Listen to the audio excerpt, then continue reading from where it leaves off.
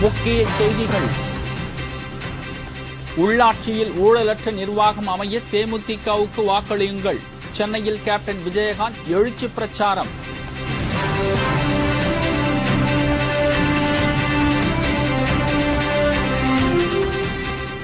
ஆந்திராவில் குடியரசுத் தலைவர் ஆட்சி அமலாகுமா? தெலுங்கானா விவகாரத்தால் மத்திய அரசு தீவிர ஆலோசனை.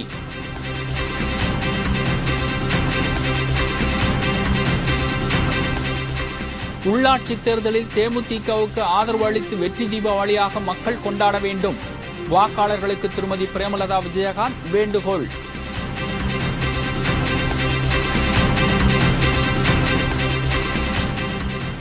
ஜனலோக்பால் மசோதா நிறைவேறியிருந்தால் மத்திய அமைச்சர்களில் பாதி பேர் இந்நேரம் சிறையில் இருப்பார்கள். அண்ணா ஹசாரே குழு கடும் விமர்சனம்.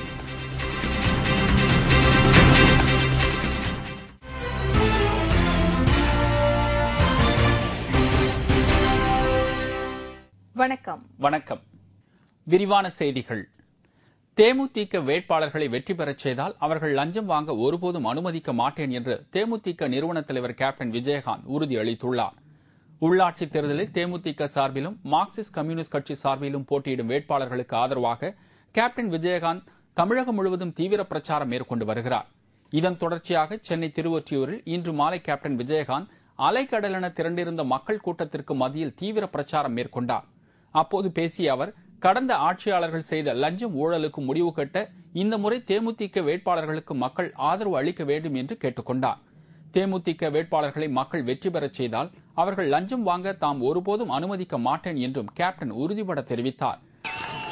லஞ்சம் தலைவிரித்து ஆடுது மக்களே, லஞ்சம் தலைவிரித்து ஆடுது. சரி, இவ்வளவு பேசுறாரு விஜயகாந்த், கட்சி தேசிய முற்போக்கு திராவிட கழகத்துக்கு ஓட்டு கேட்கிறாரு. இங்க நடக்குமா? நடக்கும், நல்லபடியாக நடக்கும். மர்மயோகி மாதிரி தவறுகள் எங்கெங்க நடைபெறுகிறது அங்கெல்லாம் கட்டாயம் தோன்றுவான் இந்த கரிகாலன் அப்படின்னு சொல்லுவார் மர்மயோகி படத்தில். அது மாதிரி நீங்க தப்பு பண்ணால் நிச்சயமாக இந்த விஜயகாந்த் வருவேன். இந்த வண்டியில வரமாட்டேன், வேற வண்டியில வருவேன். லஞ்சம் வாங்க விட மாட்டேன். ஒரு தவறு செய்தால் அது தெரிந்து செய்தால் அவன் தேவன் என்றாலும் விடமாட்டேன். கடந்த தேர்தல்களில் தாம் பிற கட்சிகளிடம் பணம் வாங்கிவிட்டதாக பொய் பிரச்சாரம் செய்யப்பட்டதாகவும், ஆனால் தாம் அதையெல்லாம் பொருட்படுத்தாமல் தொடர்ந்து மக்கள் பணி ஆற்றி வருவதாகவும் கேப்டன் விஜயகாந்த் குறிப்பிட்டார். என்னை சொன்னாங்க, விஜயகாந்த் ஏன் சம்பாதிக்க மாட்டாரா? போன தடவை நீங்களும் தான் டிவியை பாத்தீங்க, இந்த சுட்கேஸ வாங்கிட்டாருன்னு என்ன பரப்புனாங்க. இந்த வாங்கிட்டாராம்ல, இதான் செஞ்சுட்டாராம்ல, பத்திரிகையில இருந்து எல்லாத்துலயும் உடனே டிவியை வைக்கிறீங்க, பாக்குறீங்க, ஏமாத்துறாங்க. இந்த விஜயகாந்த் எந்த பக்கமா அது போனா, அவங்க சொன்ன பக்கம் போனாங்கிறதான் கேட்கிறேன். மக்களே, காசுக்கு ஆசைப்பட்டிருந்தா இந்த விஜயகாந்த் எப்போ விலை போயிருப்பேன், எப்போ போயிருப்பேன். நானும் நல்லபடியாக கூலிங் கிளாஸ் கன்னடியை போட்டு ஒரு பேண்ட் ஷர்ட்டை விட, hi how are you, what you want, bye bye அப்படின்னு நான் விட்டு போயிடும். அப்போது உங்களை பார்க்கத்தானே வரேன். எனக்கு இருந்த ஒரு கல்யாண மடத்தை கூட அடிச்சாங்க, அதை பத்தி கூட கவலைப்படலை. ஏனென்றால் என் மக்கள் நல்லது செய். நான் கேட்டா எடுத்துக்கன்னு தான் சொன்னேன். எடுத்ததுக்கு எந்த வருத்தம் படல. அடுத்தவங்கள மாதிரி உட்கார்ல, எல்லாம் எடுத்துட்டு பிரிட்ஜ் போட்டு யாரு போறா அந்த இதுல? ஒருத்தவங்களுக்கு யாரும் போறதில்ல, ஒண்ணும் போறதில்ல. மக்கள் சொல்லுவாங்க, மக்களுக்கு தெரியும், தெய்வத்துக்கு தெரியும். தாருக்கு வடிவுடையமன் கேட்டாங்க, கேட்டுதான் பாவம் அவங்களுக்கான. அதுல ஒருத்தர் எனக்கு பதவியே வேணான்னு இன்னைக்கு ஒருத்தர் ஓடிட்டதாக ஒரு செய்தி எனக்கு. கேப்டன் விஜயகாந்தின் வருகையை முன்னிட்டு திருவொற்றியூரில் ஆயிரக்கணக்கான மக்கள் கடல் அலை என திரண்டு நின்று வரவேற்பு அளித்தனர். ஆந்திராவில் குடியரசுத் தலைவர் ஆட்சி அமைய வாய்ப்பில்லை என்று காங்கிரஸ் கூறுகிறது. தனி தெலுங்கானா மாநிலம் அமைக்க கோரி ஆந்திராவில் நடைபெற்று வரும் போராட்டம் தீவிரமடைந்ததை அடுத்து அங்கு மக்களின் இயல்பு வாழ்க்கை கடுமையாக பாதிக்கப்பட்டுள்ளது. இதைத் தொடர்ந்து அங்கு குடியரசுத் தலைவர் ஆட்சியை அமல்படுத்துவது குறித்து விவாதிக்க அம்மாநில ஆளுநர் நரசிம்மன் டெல்லி சென்றுள்ளார்.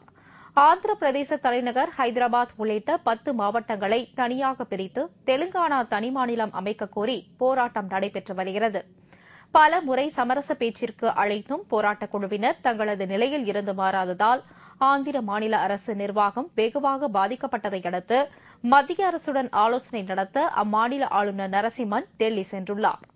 அவரைத் தொடர்ந்து ஆந்திர முதலமைச்சர் கிரண்குமார் ரெட்டியும் இன்று டெல்லி சென்று பிரதமர் மன்மோகன் சிங்கை சந்தித்தார். முன்னதாக மத்திய நிதியமைச்சர் பிரணாப் முகர்ஜி தெலுங்கானா விவகாரம் குறித்து பாதுகாப்புத்துறை அமைச்சர் ஏ.கே. அந்தோணி, உள்துறை அமைச்சர் சிதம்பரம், ஆந்திர மாநில பார்வையாளரும் சுகாதாரத்துறை அமைச்சருமான குலாம் நபி ஆசாத் ஆகியோருடன் ஆலோசனை நடத்தினார். தெலுங்கானா விவகாரத்தால் ஆந்திர மாநில ஆளுநரை பிரதமர் அவசரமாக டெல்லிக்கு அழைத்ததால் அங்கு குடியரசுத் தலைவர் ஆட்சி அமல்படுத்தப்படலாம் என்று எதிர்பார்க்கப்படுகிறது. ஆனால் தற்போதைய சூழ்நிலையில் ஆந்திராவில் குடியரசுத் தலைவர் ஆட்சி அமல்படுத்த வாய்ப்பில்லை என்று மத்திய அமைச்சர் குலாம் நபி ஆசாத் தெரிவித்துள்ளார். இருப்பினும் தெலுங்கானா விவகாரம் சுமூகமான முறையில் தீர்த்து வைக்கப்படும் என்று மத்திய பாதுகாப்புத்துறை இணையமைச்சர் பல்லம் ராஜு தெரிவித்துள்ளார். Right now we are very apprehensive about all the agitations that are going on. It's taken the state back by several years and people are apprehensive about investing in this kind of an environment. So as a responsible national party and a responsible government, we are trying to resolve the issue in the most amicable manner. வருகின்ற தீபாவளி பண்டிகை உள்ளாட்சியில் நல்லாட்சியை மலர செய்யும் வெற்றி தீபாவளியாக இருக்க வேண்டும் என்று திருமதி பிரேமலதா விஜயகாந்த் வலியுறுத்தியுள்ளார். உள்ளாட்சி தேர்தலில் தேமுதிக சார்பிலும் மார்க்சிஸ்ட் கம்யூனிஸ்ட் கட்சி சார்பிலும் போட்டியிடும் வேட்பாளர்களுக்கு ஆதரவாக திருமதி பிரேமலதா விஜயகாந்த் தீவிர பிரச்சாரம் மேற்கொண்டு வருகிறார்.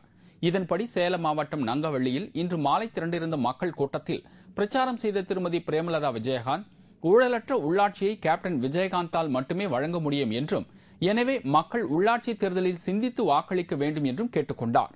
நல்லவர்களுக்கு வாக்களித்து வருகிற தீபாவளி பண்டிகை உள்ளாட்சியில் நல்லாட்சியை மலரச் செய்யும் வெற்றி தீபாவளியாக இருக்க வேண்டும் என்றும் அவர் கேட்டுக் கொண்டார். தமிழ்நாட்டை சேர்ந்தவர்கள் தன்மானம் மிக்கவர்கள். எனவே நிச்சயமாக தமிழ்நாட்டு மக்கள் கேப்டனுக்கு கரமோட கரம் சேர்த்து மாபெரும் வலுவை சேர்ப்பாங்க, வெற்றியை கொடுப்பார்கள் என்ற நம்பிக்கை எங்களுக்கு இருக்கு. எனவே வரப்போகும் தீபாவளி உள்ளாட்சியில் நல்லாட்சியை மலரப்போகும் வெற்றி தீபாவளியாக மலர மக்களாகிய நீங்கள் நல்ல தீர்ப்பை மக்களுக்கு இந்த தேர்தலில் தர வேண்டும் என்று கேட்டுக்கொள்கிறேன்.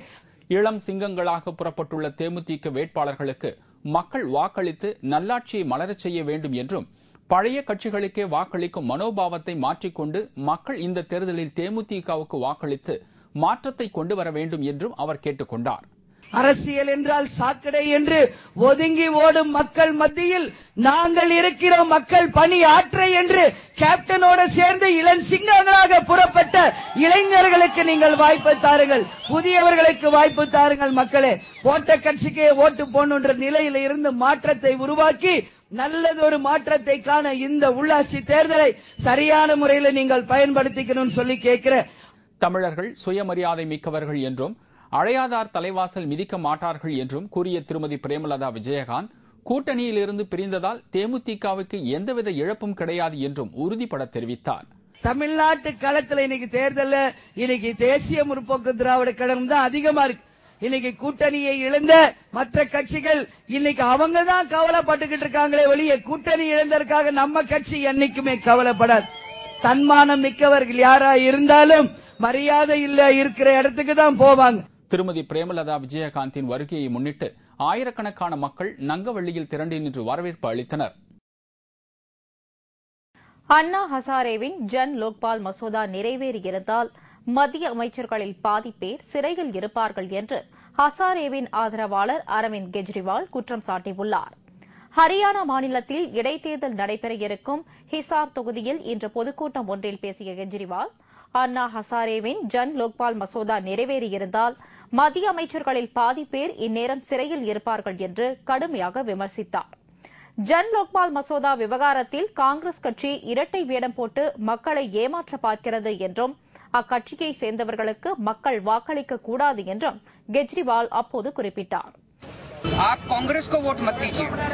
कांग्रेस को वोट इसलिए मत दीजिए क्योंकि मुद्दा जन लोकपाल बिल है।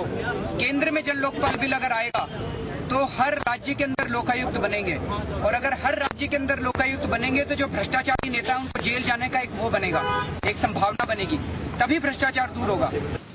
கெஜ்ரிவாலின் இந்த கடுமையான விமர்சனம் மூலம் காங்கிரசிற்கு எதிரான பிரச்சாரம் இன்று அதிரடியாக தொடங்கியுள்ளது.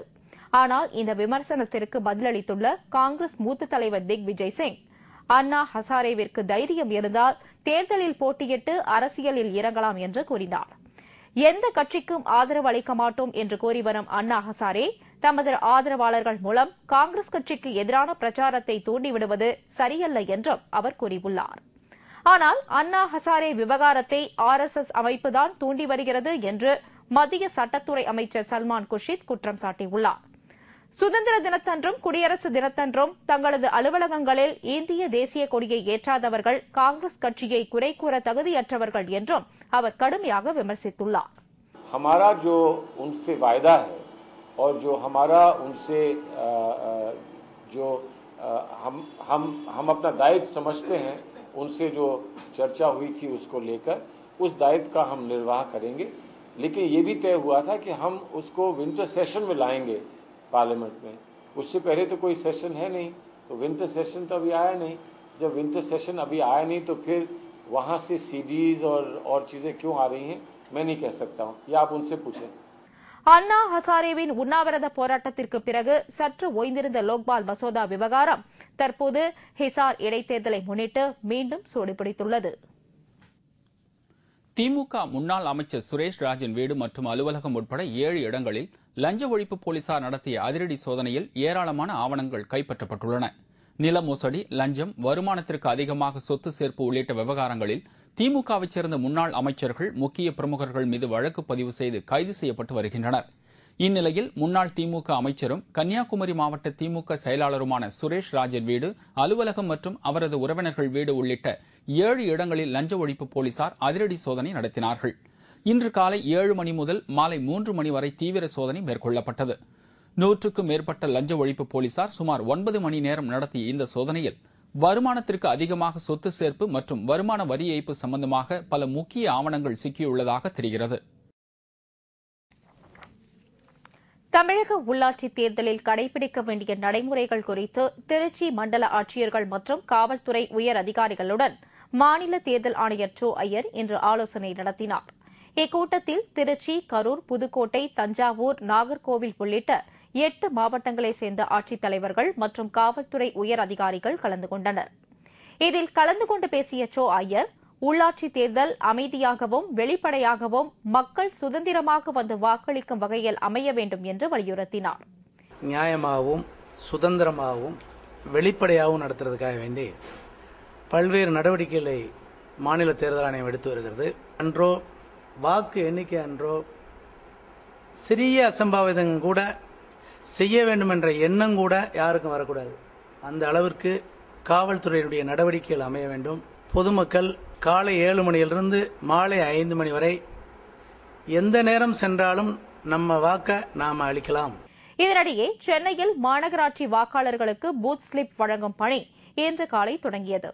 சென்னை துளசிங்கபுரத்தில் மாநகராட்சி ஆணையர் கார்த்திகேயன் இன்று பூத் ஸ்லிப் வழங்கும் பணியை தொடங்கி வைத்தார். இந்த பணியில் 4000க்கும் மேற்பட்ட ஊழியர்கள் வீடு வீடாக சென்று பூத் ஸ்லிப் வழங்குவார்கள் என்று ஆணையர் கார்த்திகேயன் தெரிவித்தார். வாக்காளர்களுக்கு பூத் ஸ்லிப் வழங்குற பணி சென்னை மாநகராட்சி முழுவதும் இன்று தொடங்கி இருக்கின்றது. இது 2 அல்லது 3 நாட்களுக்குள்ள கவர் பண்றதுக்கு நாங்க பிளான் பண்ணிட்டு இருக்கோம். வருகின்ற 12ஆம் தேதி வரை பூத் ஸ்லிப் கிடைக்காதவங்க 12ஆம் தேதிக்கு பிறகு எங்களுடைய கார்பரேஷனுடைய டோல் ஃப்ரீ நம்பர் 1913 டயல் செய்து ஃபோன் பண்ணி சொன்னாக்கா அவர்களுக்கும் கொண்டு போய் சேர்ப்போம். அதையும் மீறி ஒரு சிலருக்கு பூத் ஸ்லிப் கிடைக்கலன்னா அவங்க எல்லாம் வாக்குச்சாவடிக்கு வெளியில மாநகராட்சி ஊழியர்கள் அமர்ந்து தேர்தல் அன்னைக்கும் அவர்கள் பூத் ஸ்லிப் வழங்குவாங்க. 2 அல்லது 3 நாட்களில் பூத் ஸ்லிப் கொடுக்கும் பணி நிறைவடையும் என்றும், பூத் ஸ்லிப் கிடைக்கப் பெறாதவர்கள் ஓட்டுப்பதிவு நாளன்று ஓட்டுச்சாவடிகளில் பூத் ஸ்லிப் கொடுக்க ஏற்பாடு செய்யப்பட்டுள்ளது என்றும் அவர் தெரிவித்தார்.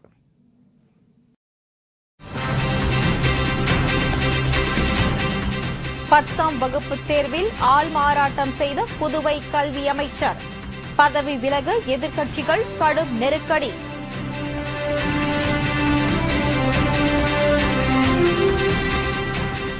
அரக்கோணம் ரயில் விபத்திற்கு ரயில் ஓட்டுநர் செல்போனில் பேசியதே காரணம், விசாரணையில் கண்டுபிடிப்பு. மற்றும் பல செய்திகள் விளம்பர இடைவேளைக்கு பிறகு.